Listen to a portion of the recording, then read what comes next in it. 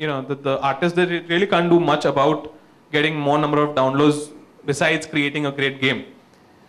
But the second 2 points is something that the designers and UI designers should be thinking about, especially if you're giving your game away for free. Now, that doesn't mean that you have to, okay, I don't want to use the word sellout, but that doesn't mean that that you have to compromise your integrity and put ads where you don't want to put it and put make a person click forcefully if you don't want to have that person. You want to give a good experience, but these are things to think about if you want, especially if you're going to give your game away for free and you're looking to make money off it. And you can do it at the design. Good thing is, because this is the way it's going to work, you can do it at the design stage. And the thing is, we can keep going back to the other free models, right? We know that television is free, and we're used to it. We're like happy that television is free, or radio is free, or the internet is free, right? Well, except the fact that you pay the ISP, but you're not really paying the site owner, right? It's free, and we're happy to use Facebook, but Facebook has to be making money, so we're fine that the ads are there or whatever, right? So that's something to think about, that it's okay to be free, but you figure out how to make money out of it. So now I'm going to talk about freemium, and how freemium is a little bit more different than just giving it away for free and putting ads in it. And these are the terms that are usually used in freemium. The three major terms, right?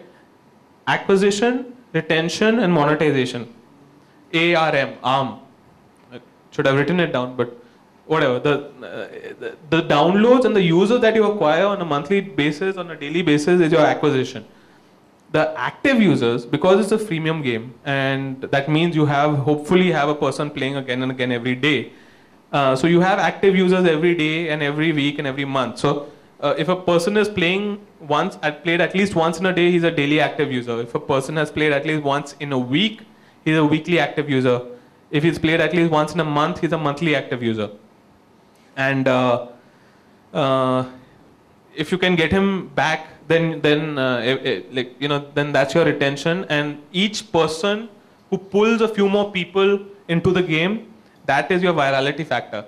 And out of everyone who's playing, the people who are actually paying for it, that forms the monetization and your paid conversion percentage.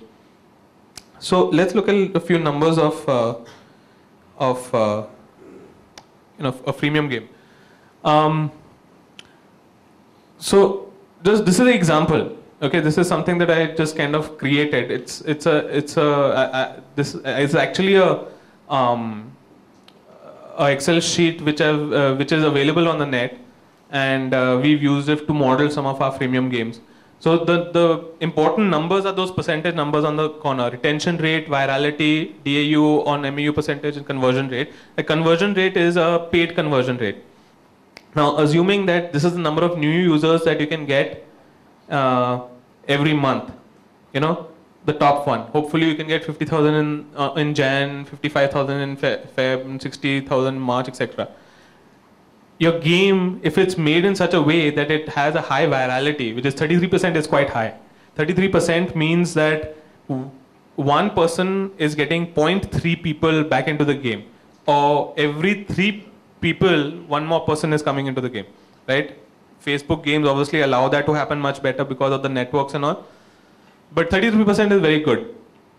And so this is the number of users who are coming through virality. So these number of people are getting this many number of new users in. So the total users will be this. Total new users will be this, right? Which means my MAUs for the first month is the same, right? And my DAUs is, if my DAU on MAU percentage is 20%, which means that 20% of the people who are coming back every month are playing every day on that particular day, then this is my DAU, which is my daily active user. So about 13,000 people are playing every day. And on a 1% conversion, if 1% of these people pay, then these are the number of people who are paying. This is for the month, right? Oh, okay. Numbers got screwed up somewhere.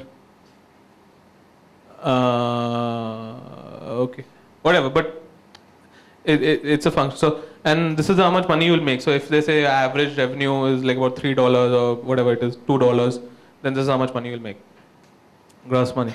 Then in the next month, because of virality, if your virality percentage is 33% and your retention percentage is 30%, which means out of the previous month, the returning users is 19,950 of the previous month's MAU total users, which means those people, your retention factor is so big that you're getting those people back, right? And every month is the same thing. Now the good thing is that if you understand that those are the metrics that you need to concentrate on, only those 3 metrics, and the other data, and you'll be able to track the data through your own tracking systems, hopefully. This is of course if you're creating a freemium game.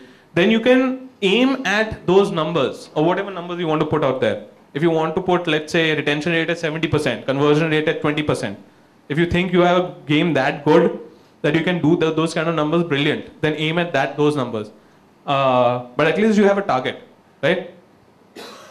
And again, acquisition, function of sales, the new user acquisition, right? Hopefully this new user acquisition will also be a function of the marketing budget, etc. But retention, virality and paid conversion is something that design can help make, make better.